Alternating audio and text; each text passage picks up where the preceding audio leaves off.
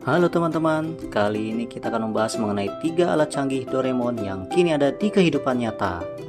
Alat yang pertama adalah baling-baling bambu. Ini adalah salah satu alat Doraemon yang paling fenomenal.